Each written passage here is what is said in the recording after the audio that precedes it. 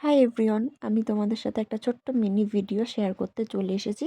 আমাদের ইকো পার্কে ঘোরার ভিডিও। ডেটটা ছিল 19শে ডিসেম্বর। তো অনেকটাই লেট হয়ে গেছে ভিডিওটা শেয়ার করতে। যাই হোক, আমরা এখন বাসে উঠে পড়েছি, তো পাটুলিতে চলে এসেছিলাম। তারপর বাস দিয়ে নেমে গেছিলাম।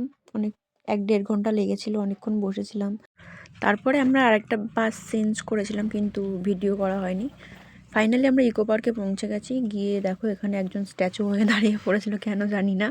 তারপরে এদিক ওদিকে একটু ঘুরলাম, সাথে ফটোও তুলেছি, অনেক ফটো ভিডিও সবই হয়েছে। তারপর আমরা এখানে একটু র্যাকেট খেলছিলাম। আর এই যে হচ্ছে সেই মহা ব্যক্তি, যিনি একবার র্যাকেট খেলতে খেলতে পড়েও গেছে। আসলে বিষয়টা হয়েছে, ও স্কার্টে বেঁধে পড়ে গেছিল। তারপর আমাদের এখানে র্যাকেট খেলা কমপ্লিট। আমার পাটা ব্যথা করছিল, তাই একটু পাটা টিপে দিচ্ছি। তারপর আমরা উঠে আরেকটু ঘুরলাম, ঘুরে নিয়ে তারপরে আমরা বাড়ির দিকে আর কি রওনা দিলাম।